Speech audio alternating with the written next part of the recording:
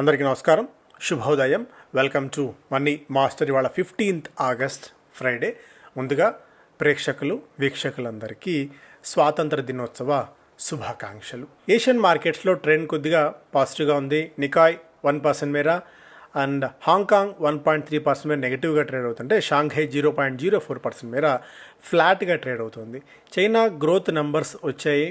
Retail sales అనుకున్నంత స్థాయిలో లేదు. అలాగే ఇండస్ట్రియల్ అవుట్పుట్ కూడా అంచనాల కంటే తక్కువగా రావడం కూడా మేజర్గా ఒక నెగిటివ్ ఫ్యాక్టర్గా చైనా మార్కెట్స్ నుంచి వస్తుంది. China growth stumbles. అలాగే China economy lost momentum in July with growth faltering across the board as weak domestic demand persisted and Beijing intensified efforts to curb excess capacity. నెగిటివ్గా China markets నుంచి. అలాగే Japan economy expands more than expected in second quarter as net exports remain resilient. ఒకవైపు Japan మెల్లిమెల్లిగా strength పుంజుకుంటుంటే China July నెలలో ఆశించిన స్థాయిలో వృద్ధిని నమోదు చేయడంలో విఫలమైంది. మరొకటి Intel stock claim 7% on report Trump admin is eyeing stake in chip maker. So ఇంటెల్లో వాటా కొనుగోలు చేయడానికి ట్రంప్ అడ్మిన్ ప్రయత్నాలు చేస్తుందన్న వార్తల నేపథ్యంలో ఇంటెల్లో 7% దాకా జంప్ చూసాం. మొన్నటికి మొన్న ఈయన ఇప్పుడు ఇంటెల్ ఎవరైతే మేనేజ్ చేస్తున్నారో Intel Lip Bu Tan chief executive officer Intel, ఆయన సమర్థుడు కాదు అన్నట్టుగా కూడా డొనాల్డ్ ట్రంప్ వ్యాఖ్యలు చేయడం, నెక్స్ట్ డే ఆయన వెళ్ళి కలవడం, ఆ తర్వాత రోజే ఈయన చాలా సమర్థుడని చెప్పడం. ఇలా ఒక్కటే నాలికకి నరం లేని నాలికకి నరం ఉండదు అని అయితే మనం మాట్లాడుకుంటూ ఉంటాము. దానికి సూటబుల్ అంటే దాని ఎగ్జాంపుల్ ముమ్మాటికి ఆయనే నిలుస్తారు వితౌట్ ఎనీ డౌట్. అంటే మాటను వితిన్ నిమిషాలు, సెకండ్స్ వ్యవధిలో, రోజుల వ్యవధిలో కూడా మార్చడం కేవలం ఆయనకు మాత్రమే చెల్లింది. గోల్డ్ $3,384 దగ్గర ఉంది. అలాగే గోల్డ్ 2% మేర క్షీణించి $66 దగ్గర ట్రేడ్ కావడం. క్రిప్టో కరెన్సీస్లో కొద్దిగా సెల్లింగ్ ప్రెషర్ అయితే ఉంది. బిట్కాయిన్ నిన్న 4% మేర, ఎందుకంటే రికార్డ్ టచ్ చేసిన తర్వాత కొద్దిగా వెనక్కి రిసీడ్ అవుతోంది. 4% డౌన్. ఎథర్ 2% డౌన్. సొలానా, డోజికాయిన్ ఇవన్నీ కూడా కొద్దిగా బలహీనంగా ఉండడం కూడా మనం అబ్జర్వ్ చేయవచ్చు. 100 రోజుల మెంటార్షిప్ కార్యక్రమం ఆగస్టు 18వ తారీఖు నుంచి ప్రారంభం కాబోతుంది. ఇప్పటికీ రిజిస్ట్రేషన్స్ వేగంగా జరుగుతున్నాయి. మరికొన్ని సీట్స్ మాత్రమే మిగిలి ఉన్నాయి. ఒక ప్రొఫెషనల్ ట్రేడర్ కావాలి, ఒక సక్సెస్ఫుల్ ఇన్వెస్టర్ కావాలనుకున్న ప్రతి ఒక్కరికి ఉపయోగపడే ప్రోగ్రామ్ ఇది. దాదాపు 4 నెలల నుంచి 5 నెలల పాటు మెంటార్ మీకు ఆర్పి గారు అందుబాటులో ఉంటారు. ఎలాంటి డౌట్స్ ఉన్నా మీరు క్లారిఫై చేసుకునే అవకాశం ఉంటుంది. సబ్జెక్ట్ మొత్తం మీరు పూర్తిగా నేర్చుకునేందుకు ఒక మంచి మెంటార్ మీకు అందుబాటులో ఉంటారు. ఆ తర్వాత ఎప్పుడైనా సరే మీరు డౌట్స్ కూడా ఆయన అడిగి క్లారిఫై చేసుకునే అవకాశం. సో డీటెయిల్స్ అన్నీ కూడా మీకు కింద వాట్సాప్ నెంబర్లో మీ వివరాలు తెలుసుకోవచ్చు. Steep tariffs on India for buying oil got Russia to bargaining table. So India మీద పన్నులు విధిస్తే రష్యా కాళ్ళబేరానికి వచ్చింది, బార్గెనింగ్ టేబుల్కి వచ్చిందని చెప్పి ట్రంప్ మరొకసారి క్లెయిమ్ చేసుకుంటున్నారు. ఒకవేళ రష్యా కనుక ఏదన్నా ఆయన చెప్పిన దానికి తలొగ్గితే, సో మళ్ళీ నేను చెప్పిన దానివల్లే ఇప్పుడు రష్యా ముందుకు వచ్చింది, అప్పుడు ఇండియా మీద పన్నులు విధిస్తాను, ఇండియా మీద టారిఫ్స్ విధిస్తాను అని చెప్తే వీళ్ళు కాళ్ళబేరానికి వచ్చారు. అలా ఏదైనా సరే తనకి తాను క్లెయిమ్ చేసుకుంటారు వితౌట్ ఎనీ డౌట్. అదొకటి.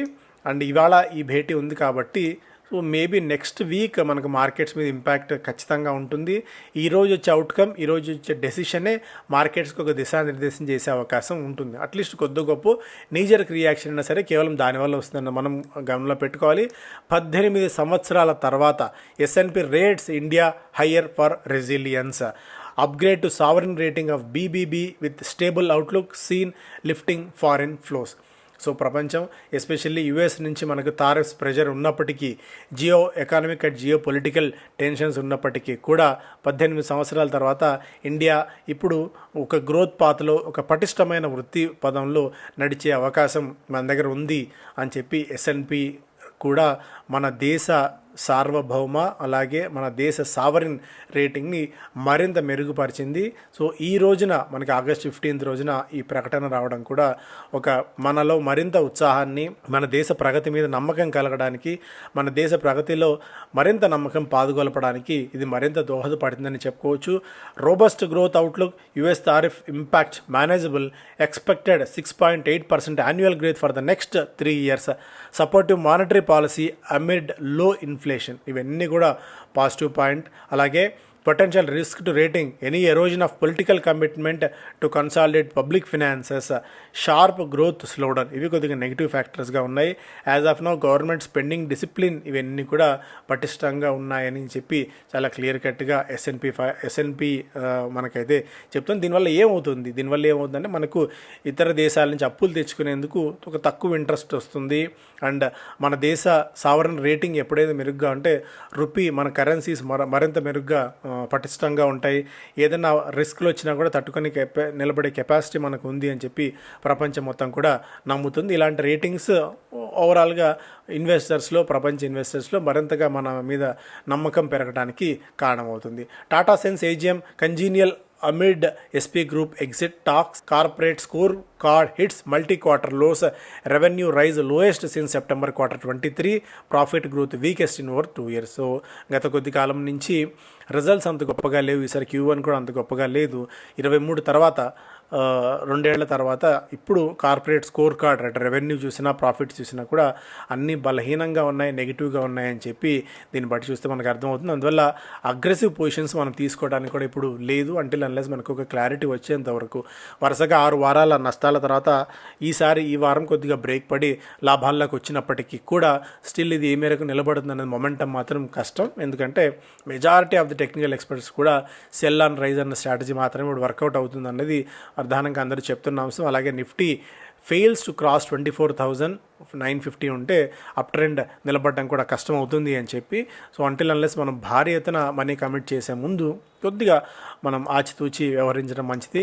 ఎందుకంటే ఈ క్లారిటీ కూడా వచ్చేసిన తర్వాత అంటే మేబీ రేపటికల్లా మొత్తం సెటిల్ డౌన్ అయిపోతుంది, ఇవాళ వాళ్ళిద్దరు భేటీ అయిన తర్వాత అనుకోవడానికి లేదు. తర్వాత రిపర్క్యూషన్స్ అన్నీ కూడా మనం చూడాల్సిన అవసరం ఉంటుంది. అట్లీస్ట్ 1 క్వార్టర్ మనకు waiting time, buffering period. Markets నుంచి ఎగ్జిట్ అవ్వకండి, మార్కెట్స్లోనే ఉండండి, బట్ భారీ ఎత్తున మనీ కమిట్ మాత్రం చేయకండి అనేది మాత్రం మనం చెప్పగలం. Indian Oil continues Russian crude buys despite US threat చెప్పినప్పటికీ కూడా మనం రష్యా నుంచి ఆయిల్ కొనుగోలు చేస్తూనే ఉన్నాం. రాయిటర్స్ గతంలో ఒక తప్పుడు రిపోర్ట్ ఇచ్చింది. సో ఇండియా ఆయిల్ కొనుగోలు చేయడం ఆపేసింది రష్యా నుంచి అని చెప్పి. But chairman Sahney cites no government directive, 22% of IOC's Q1 crude was from Russia. అదొక మేజర్ అప్డేట్గా ఇక్కడ మనం చూడవచ్చు. అలాగే జూలై ఆటో సేల్స్ న్యూట్రల్గా ఉంది. Companies hope for festive acceleration. ఇక్కడ నుంచి మనకి Dussehra, Deepavali, new year major market ఇది కంపెనీస్కి. సో అందువల్ల ప్యాసింజర్ వెహికల్స్లో ఈసారి లాస్ట్ ఇయర్తో పోలిస్తే ఇయర్ -0.2%, 3 వీలర్స్లో 17.5%, 2 వీలర్స్లో 8.7% మాత్రం వృద్ధి ఉంది. ప్యాసింజర్ వెహికల్ సేల్స్ కొద్దిగా అంత గొప్పగా లేదు అని చెప్పి ఈ డేటా బట్టి చూస్తే మనకు అర్థమవుతుంది. సో ఈ data points last month and ఈ మంత్ ఇంకో 1 మంత్ కూడా ఇలాగే ఉంటే కొద్దిగా ఎకానమీ స్లో డౌన్ అవుతుంది అని చెప్పి మనం అర్థం చేసుకోవాలి.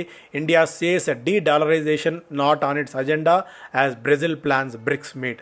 సో బ్రిక్స్ దేశాలన్నీ కూడా వర్చువల్గా మీట్ అవ్వాలి. బ్రిక్స్ అధినేత ఒక వర్చువల్ మీట్ ఏర్పాటు చేయడానికి ఆయన సన్నద్ధం అవుతున్న తరుణంలో ఇండియా అండ్ బ్రెజిల్, ఎందుకంటే 50% మేర టారిఫ్స్ మన మీద మాత్రమే ఉన్నాయి ప్రపంచంలో గరిష్ట స్థాయిలో. అందువల్ల బ్రిక్స్ దేశాలన్నీ కూడా Brazil, Russia, India, China, south Africa వీటితో పాటు కొన్ని చిన్న దేశాలు కూడా ఉన్నాయి. ఇథియోపియా లాంటి చిన్న దేశాలు కూడా, అండ్ ఇండోనేషియా లాంటి దేశాలు కూడా. అవన్నీ పక్కన పెడితే ఈ 5 ప్రధానమైన దేశాలు ఉన్నాయి కాబట్టి 6 ప్రధానమైన దేశాలు వీటి మీద ఫోకస్ ఎక్కువగా ఉంది. అయితే డాలర్కి వ్యతిరేకంగా చేయాలనే ఆలోచన అయితే కాదు. బ్రిక్స్ దేశాలన్నీ కూడా తమకు తాము ఒక కరెన్సీని ఏర్పాటు చేసుకోవాలని చెప్పిన ఆలోచనలో ఉన్నామని చెప్తున్నారు. పరోక్షంగా మనం కూడా ఈ బ్రిక్స్ దేశాలన్నీ కూడా ఒక మంచి పటిష్టమైన ఒక వ్యవస్థని, ఒక పటిష్టమైన కరెన్సీని మనం డెవలప్ చేసుకోగలిగితేనే మనకు బెస్ట్ అవుతుంది. లేకుంటే పూర్తిగా ఆ డాలర్ డామినెన్సీ అనేది ఎక్కువ కాలం మనం హోల్డ్ చేసే పరిస్థితిలో లేదు. అందువల్లే మన మీద అన్ని దేశాల మీద కూడా ఇలాంటి ఒత్తిడి అయితే వస్తుంది. Muthoot show rubs off on gold loan peer. Muthoot and Manappuram scripts gain but unleash flat competition and margin pressure ఉండబోతోంది. When compared with Muthoot and Manappuram మధ్య చూస్తే Muthoot 24% మేర పెరిగింది, Manappuram 38% మేర ఇయర్లో ఇప్పటివరకు పెరగడం అయితే చూస్తున్నాం. ఓవరాల్గా నిఫ్టీ 500 ఇండెక్స్ అంత గొప్పగా పెరగపోయినప్పటికీ ఈ మధ్యకాలంలో ఈ 2 షేర్లు అయితే బాగా పెరిగాయి. స్ట్రాంగ్ ఫస్ట్ క్వార్టర్ రిజల్ట్స్ కూడా బాగా కలిసి వచ్చింది. అయితే 2 స్టాక్స్ బాగా పెరిగి ఉన్నాయి కాబట్టి కాబట్టి, అలాగే ఇంటెన్స్ కాంపిటీషన్ వివిధ రంగాల నుంచి, అంటే ఇదే విభాగంలో వివిధ వాటి నుంచి వస్తుంది కాబట్టి బెటర్ అగ్రెసివ్ పొజిషన్స్ తీసుకోవడం మాత్రం వద్దు అనేది మెజారిటీ ఆఫ్ ది కంపెనీస్ చెప్తున్న అంశం. ఈ రెండు కంపెనీస్ ఏవైనా సరే. Kotak also maintain reduce rating on Muthoot with target ప్రైస్ని 6% మేర తగ్గించింది ఇక్కడి నుంచి ముతూట్ కొటాక్ సెక్యూరిటీస్.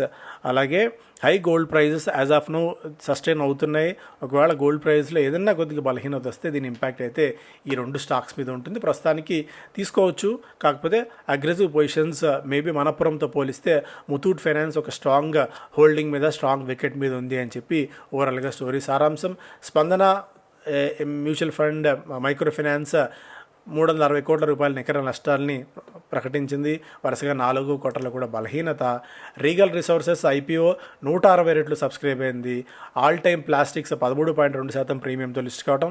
అలాగే అథమ్ ఇన్వెస్ట్మెంట్ ప్రమోటర్స్ 1165 కోట్ల రూపాయల మేర వాటాలని విక్రయించారు. జగిల్ ప్రీపెయిడ్ Q1 ప్రాఫిట్ 56% మేర పెరిగింది. రెవెన్యూలో కూడా 32% మేర జంప్ చూస్తున్నాం. As IPO jostle for attention and money some scale down issues. కొద్దిగా మార్కెట్స్ బలహీన పడుతున్న తరుణంలో కొద్దిగా స్కేల్ డౌన్ చేస్తున్నాయి కంపెనీస్. తమ సైజుని కొద్దిగా తగ్గించుకుంటున్నాయి అనేది కూడా ఒక అప్డేట్గా. ఆల్కహాల్ కన్జంప్షన్ డ్యూటీ హైక్స్ మహారాష్ట్రలో చేసినప్పటికీ కూడా ఏమాత్రం ఆల్కహాల్ కన్జంప్షన్ మీద ఇంపాక్ట్ లేదు అని చెప్పి డియాజియో ఎండీ అయితే చెప్తున్నారు.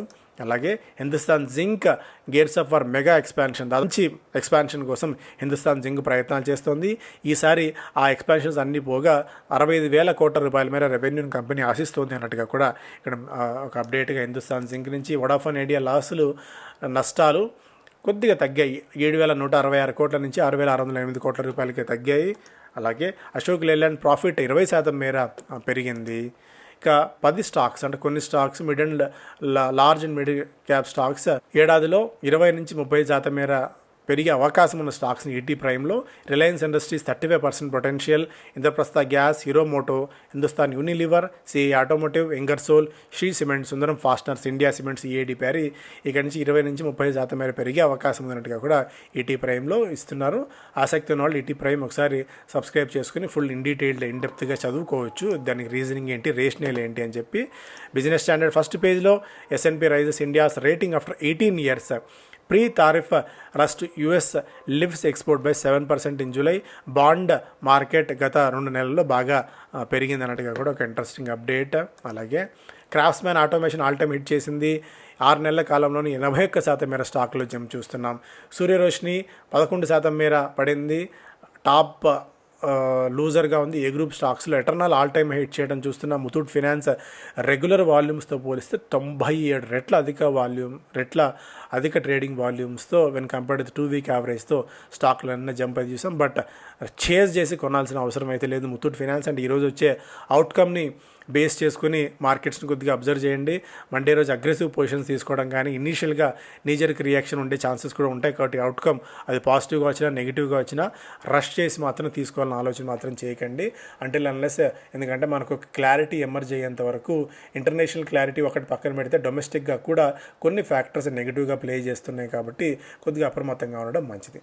ఇవి ప్రధానమైన వార్తలు. Thank you so much.